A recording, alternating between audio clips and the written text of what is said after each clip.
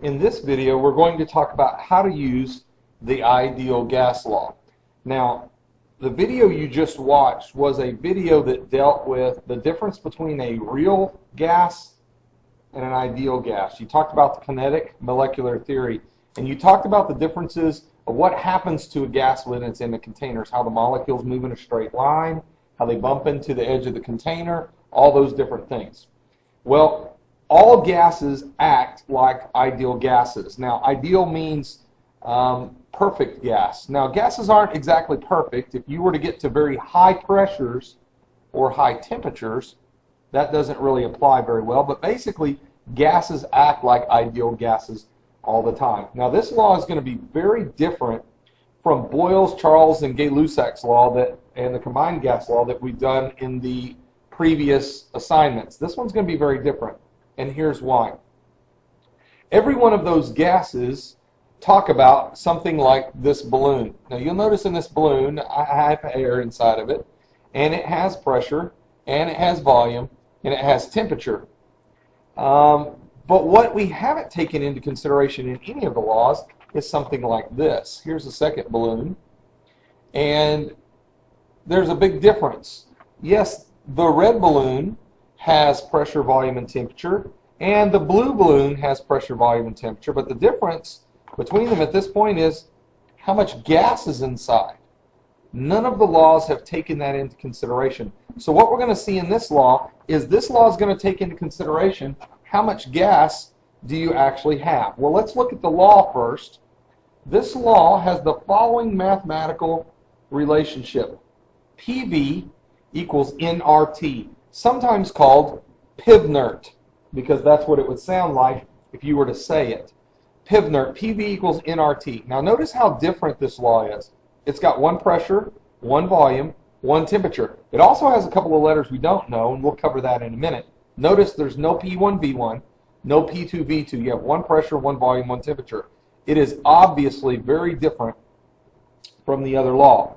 You'll notice there's nothing constant. Pressure, volume, and temperature are all here. So what do these extra letters mean? Well, just like when we deal with the balloons, and they have different amounts of gas, this law takes that into consideration. The letter N is going to be the number of moles of gas. Number of moles of gas. Now you might think, why didn't they use little m? Well, little m is going to be used in a formula we're going to see here in a couple of weeks. So it was already used, so they had to use a different letter. So they used N. So N is the number of moles of gas. So it takes into consideration how much gas is actually inside of the balloon. The R is known as the ideal gas law constant. Ideal gas law constant. Now this one's going to work a little different, meaning it is a constant and it's always going to be the same, but this is going to work out a little different. So we're going to deal with R in just a minute. So we already know how to do pressure, volume, and temperature. This is going to be in moles, and this is going to be the ideal gas law constant. Let me erase real quick, and I'm going to show you R values. Now, what you're going to find is, as I put these R values up here, it's not going to make much sense until we go to work a problem. So just hang in there with me for a couple of minutes, and let's see if we can get them. Now, I'm going to write one R value is 8.31 kilopascals times liters over mole time Kelvin, and that is really weird looking, and I know that. Again, it's not going to be understandable until we use it here in a minute. The other R that can be used is 0.0821 atmospheres times liters over mole times Kelvin. Now again, this looks weird, and I know it does, but let's play with these numbers and let's see how they actually work. Alright, so you have two different R values. Now, basically what's going to happen is when you work the problem, you're either going to use this number or this number. So I'm just going to leave them on the screen. And let's see how it works. Let's start with an example. A gas has a pressure of 1.6 atmospheres at 20 degrees Celsius and 2.7 liters. What is the moles of gas. Now you may want to pause the video for a second, give them a chance to catch up, and as soon as everybody's got this, I'll come back and we'll work the problem. All right, a gas has a pressure of 1.6 atmospheres. Students, you're going to have to listen very carefully to what I'm saying. Because it is in this unit, it automatically dictates which R value I'm going to use. I can't use this one because this one is in the unit kPa.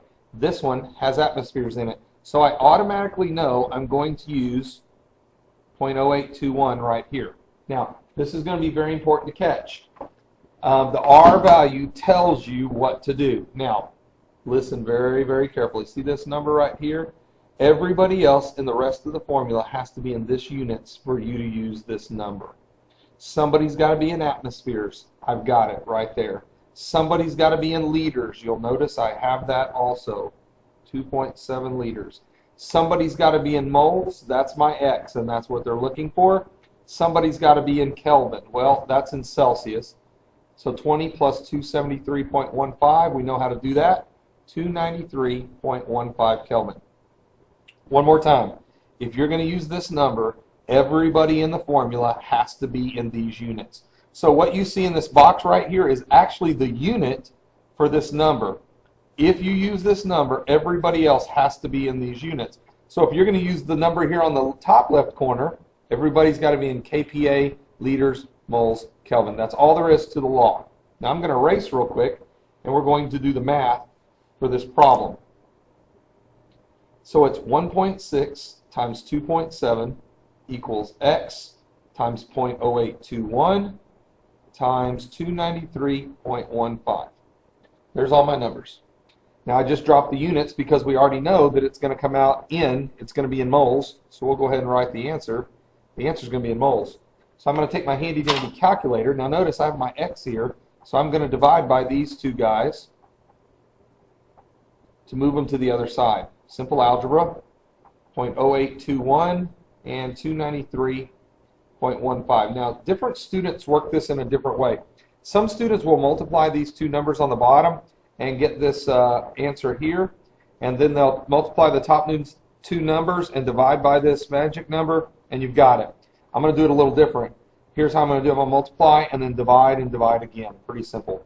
1.6 times 2.7 equals, divided by, because it's on the bottom, 0.0821 equals, and then divide, because this is on the bottom also, 293.15.